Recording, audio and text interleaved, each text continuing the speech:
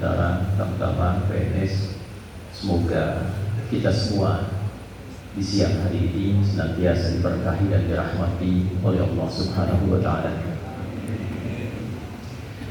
Berkah itu artinya ziyadatul khair wastimrar, bertambahnya nilai kebaikan dan konsisten kebaikan itu dijaga sampai kita wafat dan pulang kembali kepada Allah. Jadi saat saya katakan semoga kita diberkahi dan Anda menjawab amin, artinya ada konfirmasi untuk membuat seluruh dedikasi kita menjadi lebih baik. Pekerjaan yang diberkahi adalah pekerjaan yang selalu menampilkan hasil terbaik. Harta yang diberkahi adalah harta yang saat digunakan melahirkan manfaat yang baik. Ilmu yang diberkahi bukan karena pintarnya, bukan karena luasnya, tapi sedikit pun melahirkan kontribusi kebaikan yang bermanfaat dalam kehidupan. Itulah berkah. Bila berkah sudah dihadirkan, kerjanya baik, caranya baik, total menghasilkan kebaikan, maka dengan sendirinya rahmat datang. Rahmat itu bentuknya 3. 1, ada solusi dari setiap persoalan yang kita alami. Tidak ada orang hidup tak punya masalah. Nah, ini pun wajahnya kelihatan tenang, senyum, belum tentu tak punya masalah. Pekerjaan mungkin ada masalah. Di rumah tangga mungkin ada persoalan. Beragam bentuk persoalan kehidupan itu, jika Allah berkenan ingin memudahkan dan memberikan solusi terbaik, yang pertama diberikan itu rahmat dulu. Itu ada di Quran surah kedua Al-Baqarah ayat 157. Persoalannya ayat 155, sabar menerimanya ayat 156, rahmat anugerahnya dan solusinya 157. Ulaika alaihim salawatum min rabbihim wa rahmah wa ulaika humul muhtadun. Ada orang-orang yang ketika dipuji dengan pujian yang membuat ia menampilkan kesungguhan dan berkualitas. Jadi Pak Panglima, Pak Wapang kalau ingin tahu bagaimana anggota keluarga TNI ini berkualitas, diberi ujian, diberi tugas. Nah, kalau dia serius, sungguh-sungguh, naik kualitasnya, nampak kesungguhannya. Jadi ujian didatangkan oleh Allah pada kita bukan ingin membuat kehidupan kita bermasalah, bukan, tapi ingin menaikkan kualitas hidup kita sekaligus menampakkan kesungguhan kita yang belum tampak sebelumnya. Nah, orang yang melihat ujian dengan persepsi seperti itu, maka dipuji oleh Allah. Ada orang mengeluh, yang ini cari solusi. Keluar hujan. Begitu hujan, ada yang berkata, hujan, macet ya. Tapi yang satu melihat, kalau hujan ini turun, bagaimana dampaknya ke lingkungan saya? Nanti yang kira-kira airnya narik sebelah mana? Solusinya bagaimana? Yang berpikir positif demikian, itu dipuji oleh Allah dibandingkan dengan yang menampilkan keluhan. Ulaika, orang-orang tipikal seperti ini, kata Allah, alaihim shalawatum min rabbihim, dipuji oleh Allah, wa rahmah, dan langsung diberikan solusi dari beragam bentuk persoalan kehidupan yang dialami. Jadi berpikir baik, bekerja menampilkan yang terbaik, berbicara dengan yang baik-baik, itu mendatangkan pujian Allah sekaligus mempercepat hadirnya solusi yang mengentaskan beragam persoalan kehidupan kita. Kedua, rahmat itu kalau Allah turunkan, itu tingkat anugerah tertinggi yang mengampuni dosa-dosa sekaligus membentuk karakter menjadi perilaku yang lebih baik. Jadi kalau Allah menginginkan seseorang jadi lebih baik, perilakunya baik, menghindari tindakan yang menyimpang, garis hidupnya baik, itu yang diturunkan ternyata bukan harta dulu, bukan pendudukan dulu, bukan ilmu dulu. Yang pertama diberikan oleh Allah itu adalah rahmat. Itu ada di Quran surah ke-39 Az-Zumar di ayat ke-53. Qul ya ibadiyalladzina asrafu ala anfusihim la taqnatu min rahmatillah. Muhammad firaukan.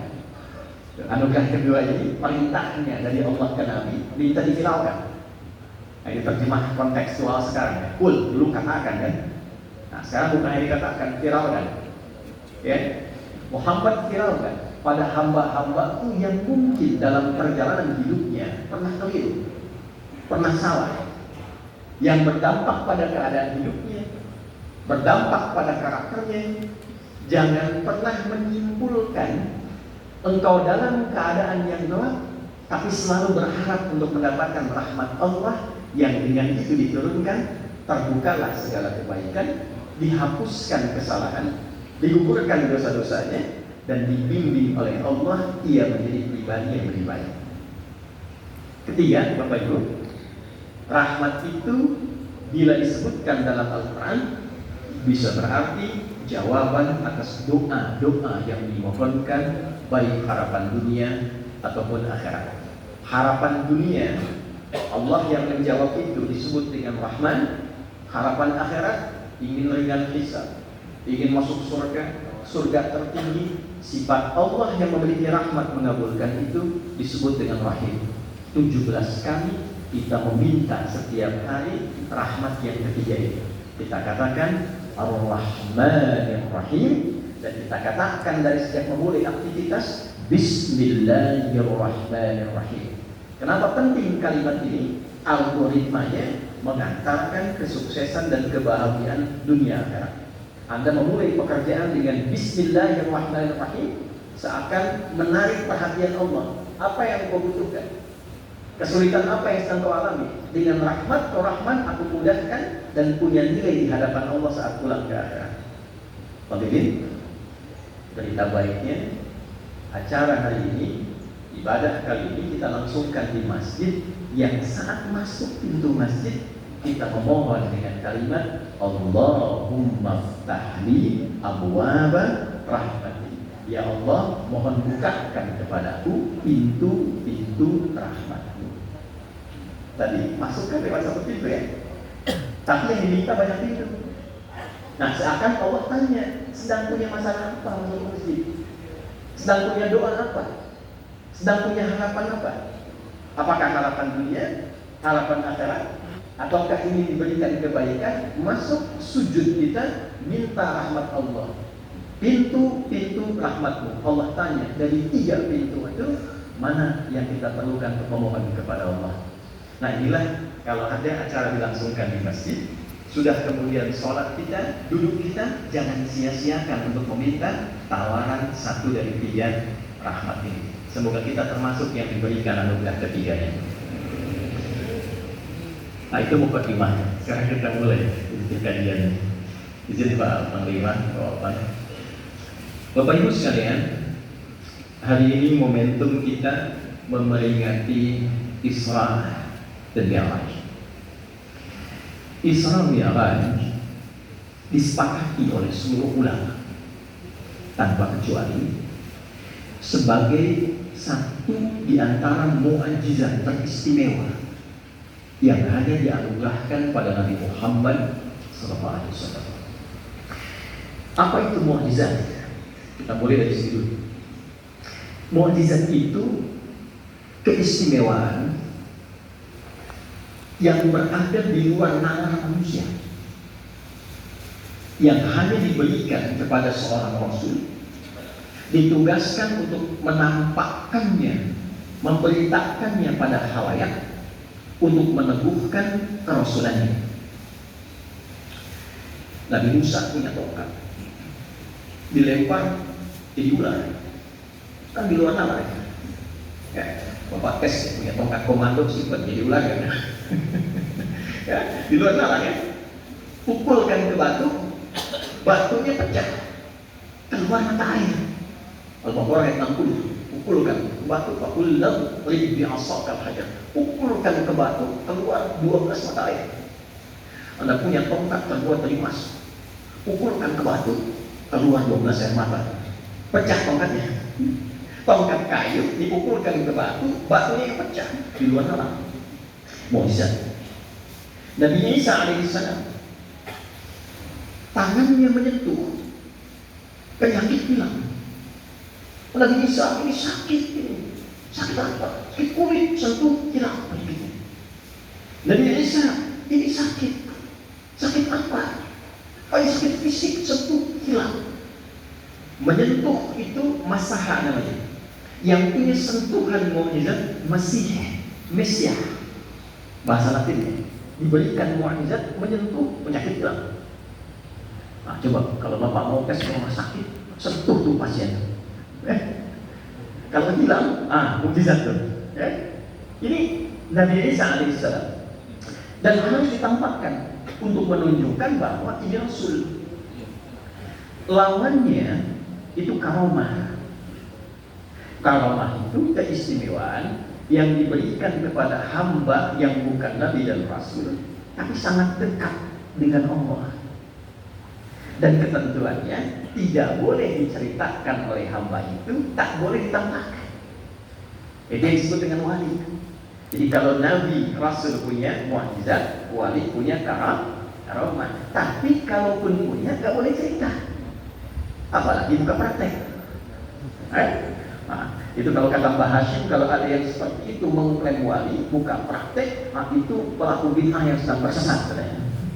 Mbah Hashim punya kitab, 17 kitab keduanya Risalah Ahlus Sunnah wal Jamaah. Itu ada di halaman 12, paragraf ketiga paling kiri sebelah bawah. Ya. Ini penting saya sampaikan. Nabi Sulaiman punya mukjizat ngobrol dengan binatang, dengan burung, dengan semut. Mungkin kalaupun ada wali yang bisa ngajak ngobrol binatang, tapi nggak akan ditampilkan.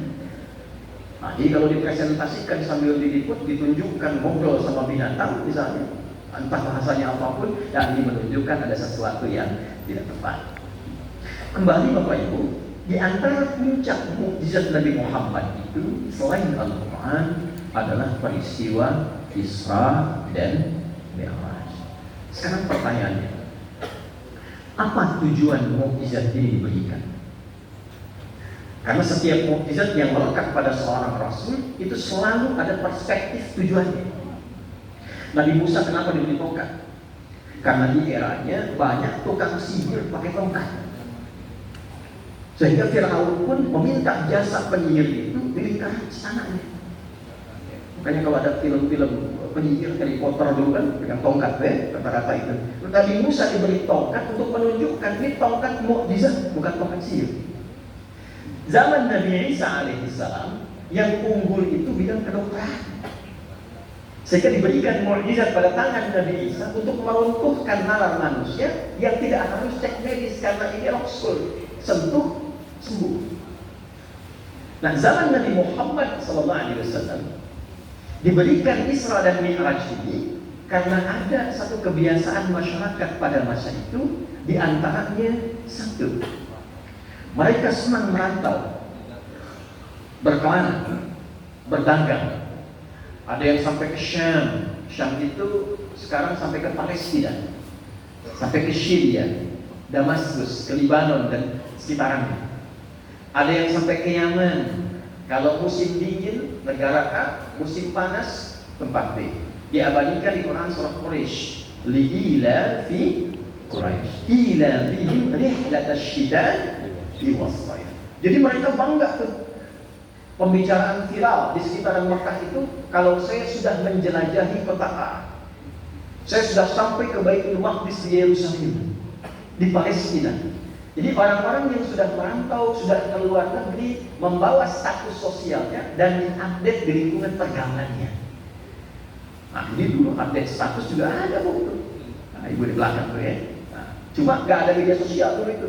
Update-nya langsung di lingkungan sekitarnya, diskusi, ngobrol. Saya baru pulang dari Yerusalem, saya baru pulang dari Yaman. Orang-orang yang telah menjelajah bagian dunia itu, maka tinggi statusnya dalam lingkup kehidupan sosial.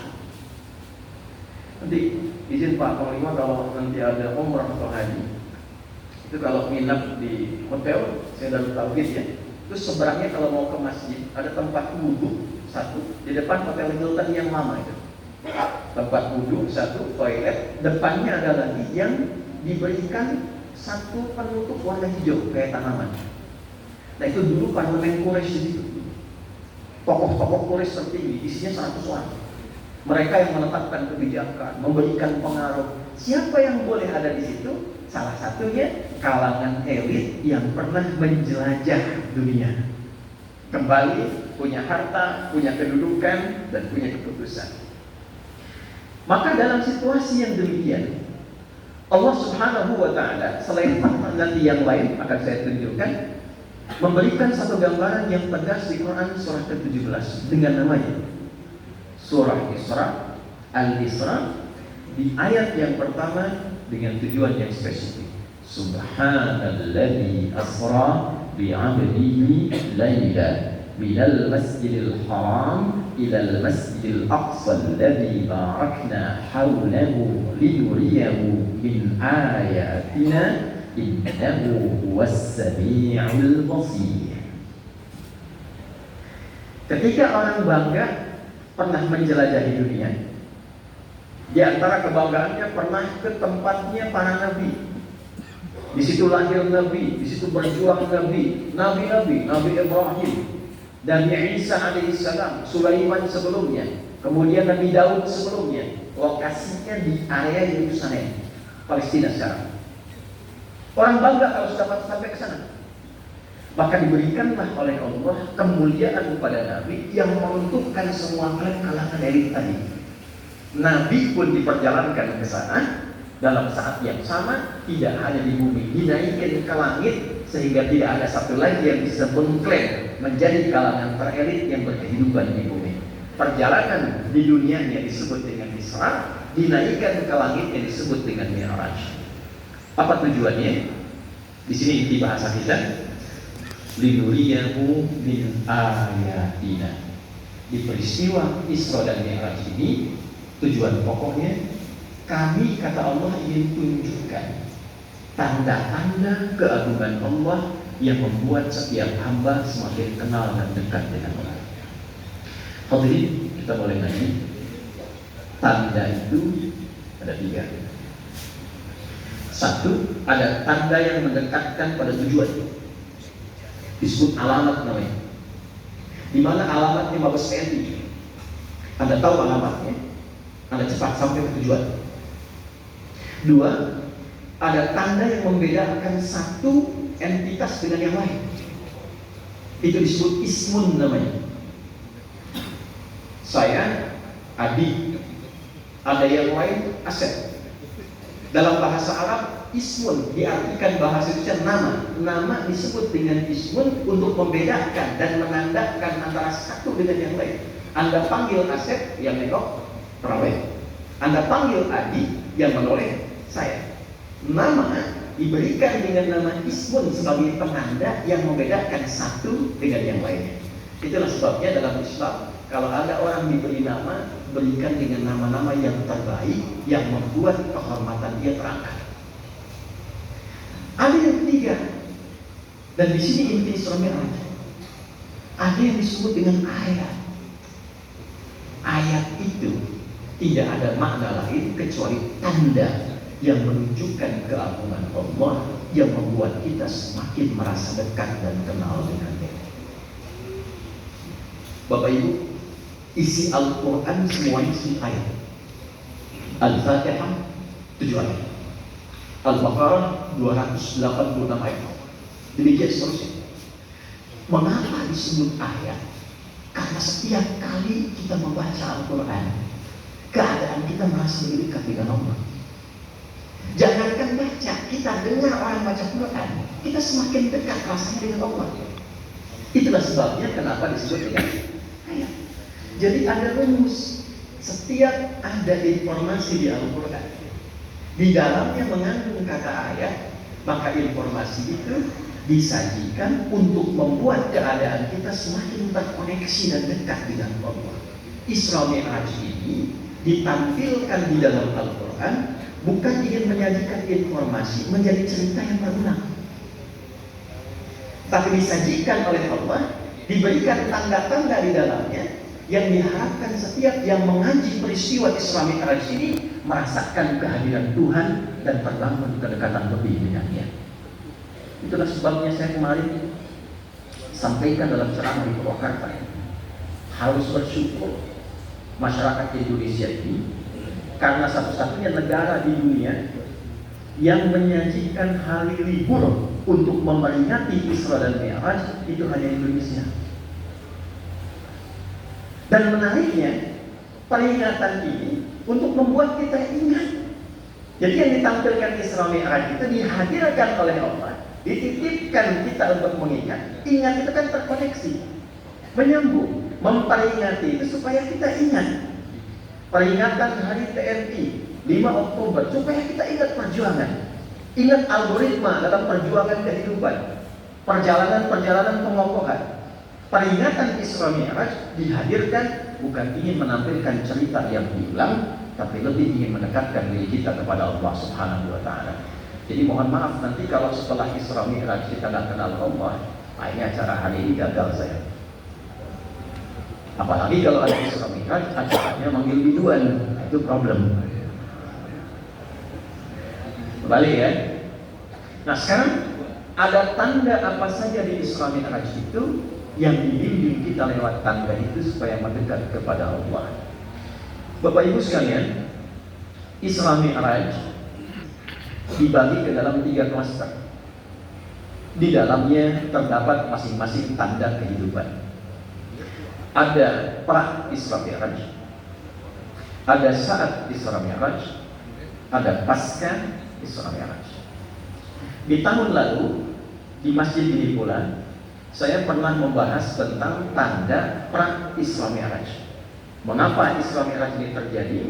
Ada tanda apa di dalamnya? Pelajaran apa yang kita bisa petik? Tahun lalu telah saya sampaikan, Anda bisa cek kembali di rekaman tahun lalu. Tahun ini kita akan bahas tanda-tanda dalam proses Isra dan Mi'raj yang mengharuskan kita merasa lebih dekat dan kenal dengan Allah. 1.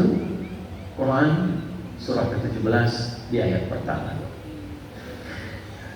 Subhanalladzi asra. Tanda pertama, peristiwa Isra dulu. Maha suci Allah. Subhan itu kata yang digunakan untuk menunjukkan keagungan Allah yang tidak setara dengan makhluk, di luar kuasa makhluk. Jadi kalau ada ayat dibuka dengan kata subhan, maka berpikirnya jangan menggunakan logika makhluk, jangan menggunakan rasionalitas kita. Jadi karena ayat yang dibuka dengan subhan, peristiwa Isra itu kata Allah, Anda jangan ukur dengan pikiran manusia. Jangan ukur.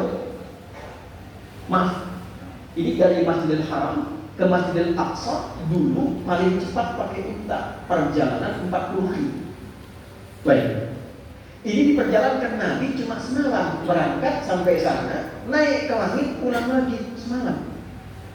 Gak masuk akal. Akal manusia, tidak rasional, rasionalitas manusia. Jadi yang pertama ingin Allah berikan tanda, mudah bagi Allah untuk memberikan keputusan apapun, memberikan apapun di luar batas kemampuan manusia dan rasionalitas manusia.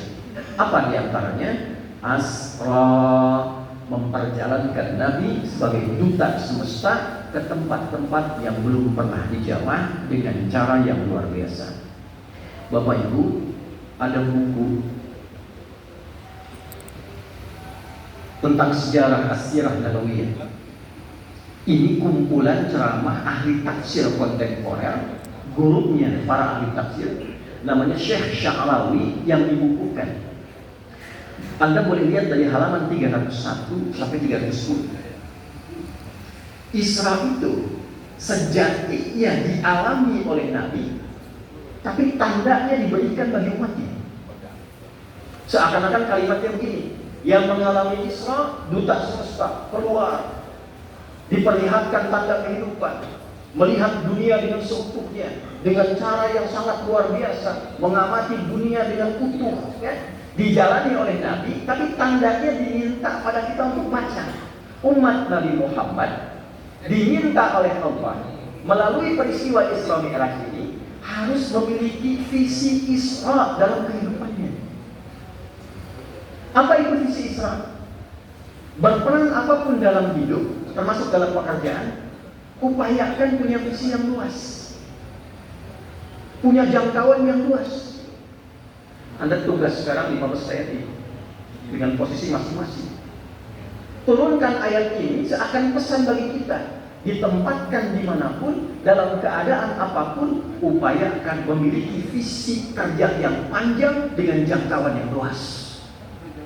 Kalau bahasa sekarang, jadi pemikir global. Ya, tugas Pangdam misalnya, tempatkan di satu A. Jangan hanya datang, ada posisi, berikan komando, tidak. Jelajahi setiap wilayahnya. Sampai mengerti betul, sampai paham betul. Oh, ini yang di bawahnya, orangnya begini, kodenya begini, sampai korangnya seperti ini, sehingga paham sampai seluruh wilayahnya. Nabi itu dalam proses Isra, Bapak Ibu sekalian, sampai tahu ada kafilah dagang, puntaknya keluar, tidak mau diatur, detil-detil perjalanannya sampai dihafalkan oleh Nabi SAW. Dan dengan itulah beliau jadi pemimpin yang terhormat dan tersanjung luar biasa.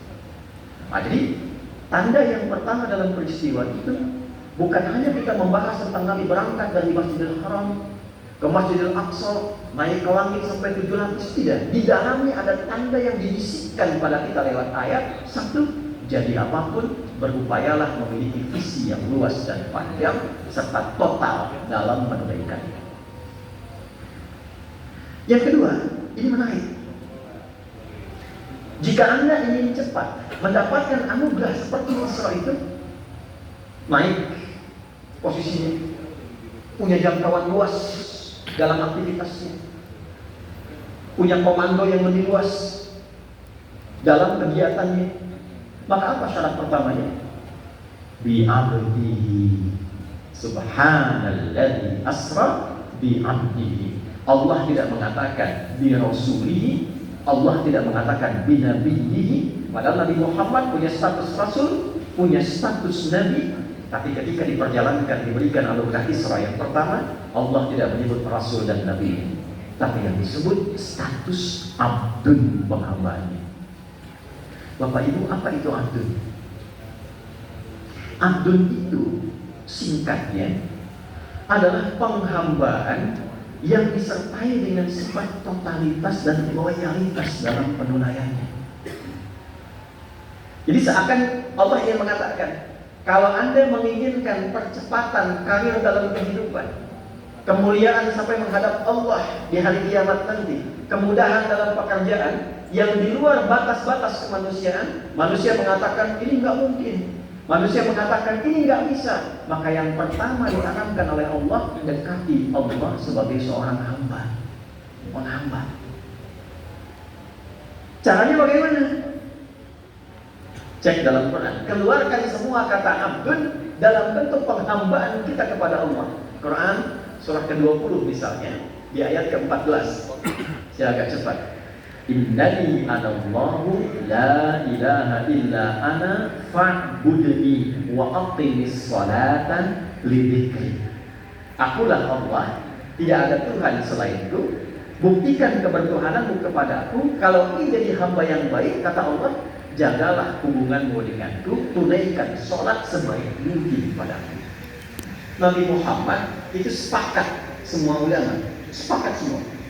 Kenapa yang diberikan Isra dan Mi'raj hanya Nabi Muhammad? Nabi Ibrahim tidak, Nabi Musa tidak, Nabi Isa tidak. Karena satu alasan yang sangat luar biasa, satu-satunya Nabi yang ibadahnya tak tertandingi kepada Allah hanya Nabi Muhammad. Saya ambil contoh sholatnya Pak. Ibu belakang boleh buka Sahih Al-Bukhari nomor hadis 2010. Itu Sayyidah Aisyah, Pak Panglima, Pak, ditanya oleh beberapa sahabat Nabi, ingin tahu sholat malamnya Nabi tahajudnya gimana kan? Kata Sayyidah Aisyah, jangan tanya tentang sholatnya Nabi, apalagi rakaat dan panjang bacaannya. Penasaran mereka, malamnya ikut Nabi bangun, ikut tahajud. Ternyata Nabi itu rakaat pertamanya 100 ayat Al-Baqarah. Tapi malam itu diputuskan lanjut, dikira ruku, ternyata nyambung, selesaikan Al-Baqarah 286 ayat. Abdullah bin Mas'ud siap-siap ruku, nyambung Ali Imran 200 ayat. Tiba-tiba Ubay akan ruku, nyambung An-Nisa 176 ayat. Baru ruku, rakaat pertamanya 5 juz 4 halaman.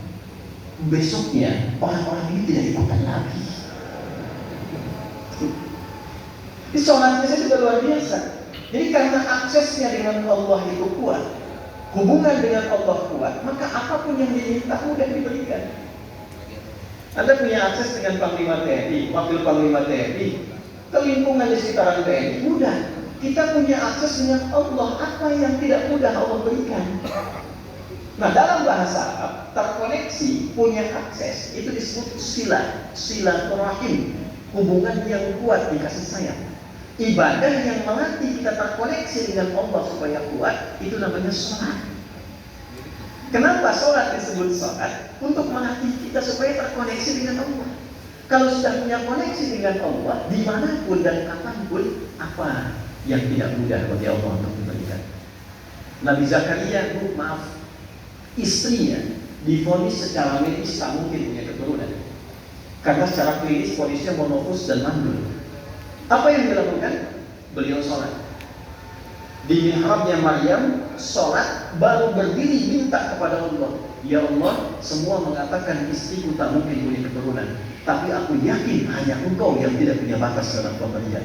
Anugerahkan keturunan dari sisimu saja, bukan dari yang lain. Udzalika da'a Zakaria rabbah qala rabbi hab li min ladunka dzurriyyatan thayyibah innaka sami'ud du'a. Apa yang terjadi? Allah perintahkan malaikat turun, berikan kabar gembira kepada Zakaria, istrinya akan mengandung dan melahirkan. Aku yang kasih nama anaknya Yahya, artinya hidup. John dalam bahasa Inggris, Yahya, John. Hidup yang mustahil menurut medis, lahir dari rahim seorang perempuan yang divonis monopus dan mandul, bayi yang hidup, kata Allah tidak ada yang mustahil begitu. Jadi dan hidup. Maksudnya apa? Kalau Anda sedang beraktivitas, melakukan tugas, ada yang mustahil menurut manusia, ada yang sulit untuk kita dapatkan, coba dicek. Mungkin bukan kurang tinggi kedudukan, bukan kurang banyak bintangnya, bukan kurang banyak ilmunya, mungkin kurang banyak doanya yang tersambung dengan Allah, kurang banyak hubungan yang tersambung dengan Allah. Titik inilah pelajaran penting di Isra Mi'raj. Saya masuk pada bagian yang terakhir. Jika ada bagian dalam kehidupan yang sedang kita kerjakan, jangan pernah terpisahkan dengan Allah dimanapun kita berada. Beruntungnya Indonesia itu satu-satunya negara di muka bumi ini yang dalam deklarasi pembukaan Undang-Undang Dasar Kemerdekaannya menyertakan nama Allah di dalamnya, atas berkat rahmat Allah yang Maha Kuasa. Terakhir, Abdun itu gambaran dari loyalitas dan totalitas dalam pengabdian. Jadi izin Pak Panglima TNI, Pak Wapang, ini ada isyarat bagi para pemimpin. Jika ingin mendapatkan calon-calon pemimpin yang terbaik, ukuran pertamanya dari Al-Quran di ayat itu Pak, loyalitas dan totalitas dalam pekerjaan. Pintar tapi tak loyal, berpeluang mengkhianati. Cerdas tapi tak loyal, berpeluang menghasilkan masalah. Jadi yang pertama ditampilkan oleh Al-Quran, kalau kita ingin mendapatkan anugerah dalam kebaikan dan ingin mendapatkan diri-diri terbaik dalam kehidupan, maka tampilkanlah totalitas dalam pengabdian kita dan loyalitas dalam kepatuhan kita. Setiap melihat yang loyal dan total dalam pekerjaannya, itu potensi terbaik untuk menghadirkan kesuksesan terbesar dalam tugasnya. Dan totalitas terbesar, loyalitas terbesar adalah niat kita menghadirkan seluruh aktivitas kita karena Allah Subhanahu wa Ta'ala. Kalau Allah sudah kita tarik perhatiannya, mudah bagi Allah menggerakkan tangan-tangan hamba dari muka bumi. Saya tutup dengan sebuah kisah. Bapak Ibu kenal dengan Khalid bin Walid. Tahu ya, sana ada yang kenal. Panglima hebat kan? Tidak ada tugas satupun yang beliau kerjakan dalam semua operasi kecuali tuntas semua. Viral. Tapi saya ingin sampaikan satu waktu ketika Abu Bakar meninggal dunia, berganti kepemimpinan kepada Sayyidina Umar bin Khattab radhiyallahu taala anhu. Beliau sedang tugas operasi daerah Romawi, didampingi oleh Abu Ubaidah bin Al-Jarrah. Operasinya nggak main-main, bawa 10.000 prajurit melawan 100.000. Di tengah kecamuk operasi militer itu, karena mempertahankan wilayah kedaulatan, ya, karena ada info mau serangan, Khalid berinisiatif sudah mempertahankan dari wilayah terluar. Berangkat di tengah-tengah itu tiba-tiba datang surat.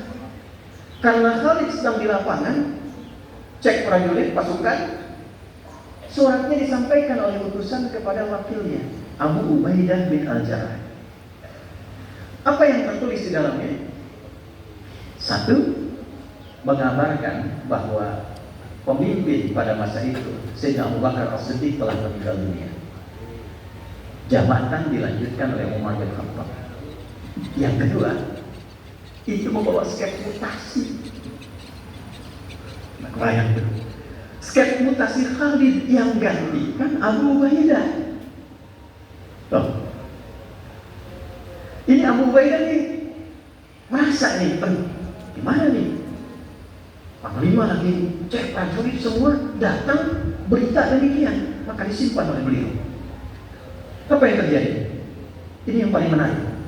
Begitu sudah selesai, diserahkanlah surat itu, dibacalah oleh Khalid. Bapak Ibu sekalian, ini yang paling dahsyat tercatat dalam sejarah.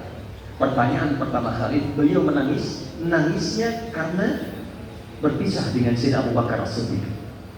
Gembira dengan naiknya Umar. Tapi langsung bertanya kepada Abu Ubaidah, kenapa kau kasih tahu saya sekarang? Kenapa nggak ada yang tadi saat ini pertama kali datang? Apa kata Abu Ubaidah? Saya tidak ingin memecah konsentrasi Anda dan kita semua dalam perjuangan ini, maka saya simpan sebentar setelah misinya selesai. Yang terjadi apa? Beliau tidak ada kemarahan, tidak ada kekecewaan, tidak ada paksaan. Abu Ubaidah kemudian mengkonfirmasi, apakah Anda nggak merasa kecewa, katanya. Kata beliau apa jawabannya? Perhatikan, ini yang sangat luar biasa. Kata Khalid bin Walid, saya ini bertugas untuk negara saya, menjaga wilayah saya karena Allah, bukan karena Umar. Karena Allah, bukan karena Umar. Jadi kalau Allah meminta melalui Umar saya bertugas dimanapun, bagi saya nggak ada masalah. Yang penting Allah ridha dengan amanah yang dititipkan kepada saya. Pulang Khalid, ramai prajurit dan pasukan, berita menyebar. Datang Khalid kepada Umar untuk menenangkan, sambil bertanya, Umar, bisa dijelaskan apa alasannya untuk mengganti saya dalam situasi ini? Bukan karena saya, supaya nanti pasukan tenang semua. Apa kata Umar?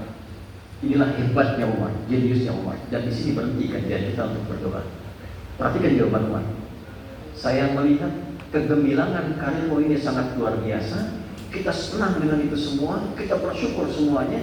Tapi saya melihat ada potensi yang tidak baik dari orang-orang sekitaran yang mungkin bisa menjadikan engkau berubah sikap dan memecah belah dalam kesatuan di militer kita. Apa itu? Karena orang sudah mengeluh-elukan Khalid, orang sudah menganggap Khalid yang terbaik. Khawatirnya datang provokator, baru pergantian pemimpin terjadi sesuatu. Maka aku keluarkan skep dulu untuk menghilangkan potensi-potensi riak pada dirimu dan menghentikan potensi keburukan yang mungkin terjadi dan dimanfaatkan oleh provokator di lingkungan masyarakat.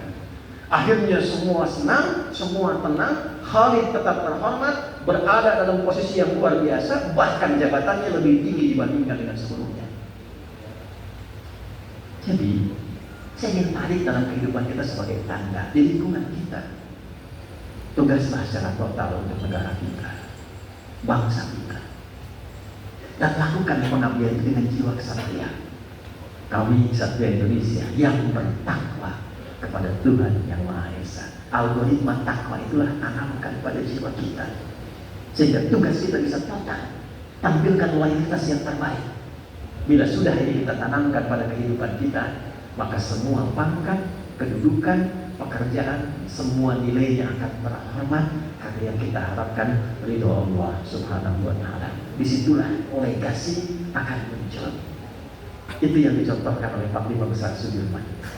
Dikirnya, algoritmanya, kehilangan sebagian dari tubuhnya. Saya sudah ke Mangkunegarannya, saya sudah ke Pusjarah, lihat peninggalan-peninggalan beliau.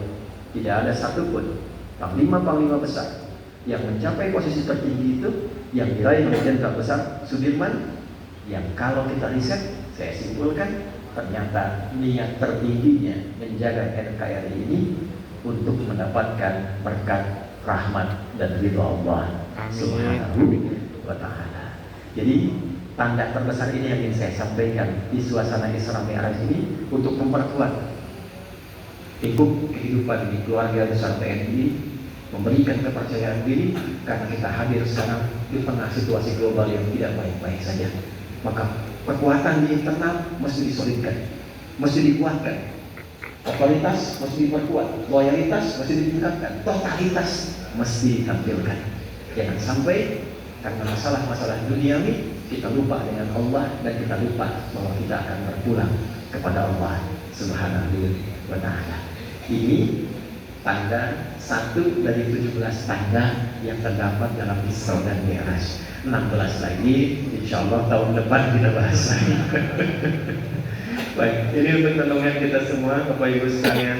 Mudah-mudahan kalau Isra-nya lancar, nanti juga akan Mi'rajkan untuk kita semua dengan konteks kehidupan kita. Izin Pak Panglima, Pak Wapang, saya menyampaikan berita.